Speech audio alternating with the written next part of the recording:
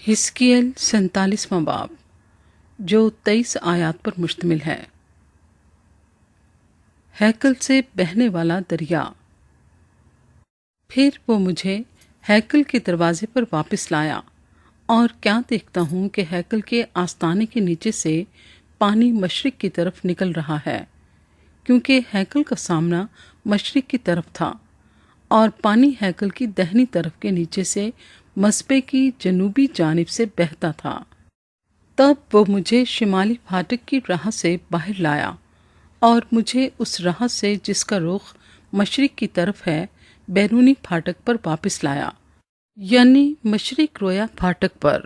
اور کیا دیکھتا ہوں کہ دہنی طرف سے پانی جاری ہے، اور اس مرد نے جس کے ہاتھ میں پیمائش کی ڈوری تھی مشرق کی طرف بڑھ کر 1000 ہاتھ ناپا، اور مجھے پانی میں سے چلایا، اور پانی ٹخنوں تک تھا۔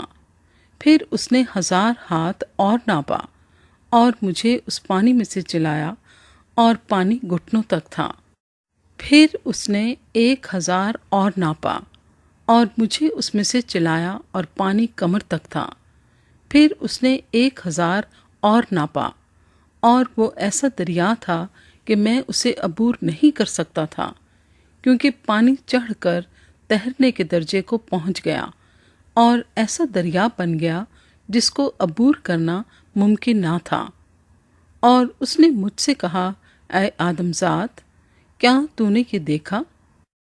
تب وہ مجھے لایا اور دریا کے کنارے پر واپس پہنچایا، اور جب میں واپس آیا تو کیا دیکھتا ہوں کہ دریا کے کنارے دونوں طرف بہت سے درخت ہیں۔ تب اس نے مجھے فرمایا کہ یہ پانی مشرقی علاقے کی طرف بہتا ہے، اور میدان میں سے ہو کر سمندر میں جا ملتا ہے، اور سمندر میں ملتے ہی اس کے پانی کو شیریں کر دے گا۔ اور یوں ہوگا کہ جہاں کہیں یہ دریا پہنچے گا، ہر ایک چلنے پھرنے والا جاندار زندہ رہے گا، اور مچھلیوں کی بڑی کثرت ہوگی، کیونکہ یہ پانی وہاں پہنچا اور وہ شیریں ہو گیا۔ پس جہاں کہیں یہ دریا پہنچے گا زندگی بخشے گا، اور یوں ہوگا کہ ماہی گیر اس کے کنارے کھڑے رہیں گے، عین جدی سے عین اجلیم تک جال بچھانے کی جگہ ہوگی۔ اس کی مچھلیاں اپنی اپنی جنس کے مطابق بڑے سمندر کی مچھلیوں کی مانند کثرت سے ہوں گی، لیکن اس کی کیچ کی جگہیں اور دلدلیں شیریں نہ کی جائیں گی، وہ نمک زار ہی رہیں گی۔ اور دریا کے قریب اس کے دونوں کناروں پر ہر قسم کے میوہ دار درخت اگیں گے، جن کے پتے کبھی نہ مرجھائیں گے، اور جن کے میوے کبھی موقوف نہ ہوں گے۔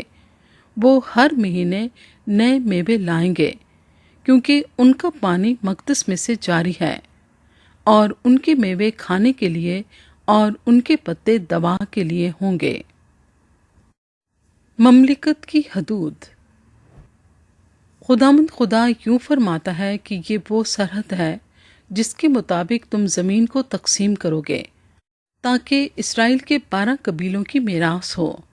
یوسف کے لیے 2 حصے ہوں گے، اور تم سب یکساں اسے میراث میں پاؤ گے، جس کی بابت میں نے قسم کھائی کہ تمہارے باپ دادا کو دوں، اور یہ زمین تمہاری میراث ہوگی۔ اور زمین کی حدود یہ ہوں گی: شمال کی طرف بڑے سمندر سے لے کر حتلون سے ہوتی ہوئی سیدات کے مدخل تک، حمات بیروت سبریم جو دمشق کی سرحد اور حمات کی سرحد کے درمیان ہے، اور حصر حتیکون جو حوران کے کنارے پر ہے۔ اور سمندر سے سرحد یہ ہوگی، یعنی حصر اینان دمشق کی سرحد، اور شمال کو شمالی اطراف حمات کی سرحد، شمالی جانب یہی ہے۔ اور مشرقی سرحد حوران اور دمشق اور جلات کے درمیان سے، اور اسرائیل کی سرزمین کے درمیان سے یردن پر ہوگی۔ شمالی سرحد سے مشرقی سمندر تک ناپنا، مشرقی جانب یہی ہے۔ اور جنوب کی طرف جنوبی سرحد یہ ہے، یعنی تمر سے مری یبوت کے قادس کے پانی سے، اور نہر مصر سے ہو کر بڑے سمندر تک، جنوبی جانب یہی ہے۔ اور اسی سرحد سے حمات کے مدخل کے مقابل بڑا سمندر مغربی سرحد ہوگا، مغربی جانب یہی ہے۔